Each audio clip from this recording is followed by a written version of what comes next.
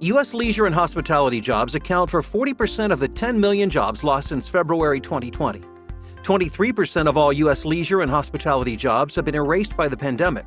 That's over twice the rate of the next closest industry, mining and logging, that has lost 12% of jobs. And the 16% unemployment rate in leisure and hospitality is almost 3 times the current overall U.S. unemployment rate of 6%. But the impact on leisure and hospitality jobs is not spread evenly across the country. It varies significantly based on the specific state and its reopening policies. Let's take a look at some of the state-by-state data. Here's some of the data from the U.S. Bureau of Labor Statistics. There's a bit of a lag in the data, so these numbers are from December. In the chart shown here, we've listed the top 10 states for leisure and hospitality employment. Not surprisingly, California is the largest employer with over 2 million jobs in December 2019.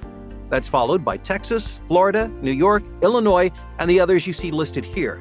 December 2019 employment levels are shown in blue. December 2020 numbers in red, and the change is shown to the left in orange.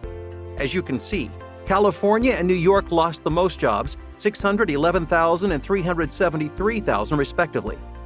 They're followed by Michigan with 205,000 less leisure and hospitality jobs, and Illinois that lost 198,000. But other states, most notably Texas and Florida, lost a much lower percentage of their jobs. Here's the data on the percentage losses by state for December 2019 versus December 2020. Texas and Florida are real outliers here. As you can see, they lost just 12% and 16% of their jobs respectively. Hard-hit New Jersey lost 28% of leisure and hospitality jobs, and Michigan was worst, losing 48% of its jobs.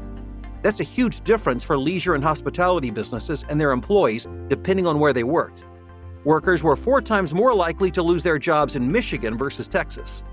States have varied their restrictions and reopenings based on their local conditions, but surprisingly, the overall COVID-19 case rates and deaths are not that different for many of these states. So while the states have taken different approaches to closures with different impacts on leisure and hospitality jobs, the closures and related job losses have not necessarily resulted in reductions in the virus. Here are the states ranked top to bottom on their total number of cases per 100,000 population. Cases per 100,000 residents are shown in blue, and deaths per 100,000 are shown in red. As you can see, Illinois, Texas, California, and New Jersey have had the highest rates of overall infection, while New York, New Jersey, Massachusetts, and Pennsylvania had the highest death rates.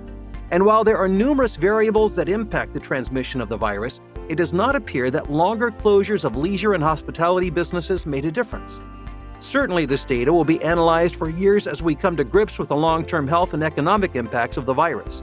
Regardless, with vaccinations accelerating, we will soon see a much improved outlook for leisure and hospitality employment across all states.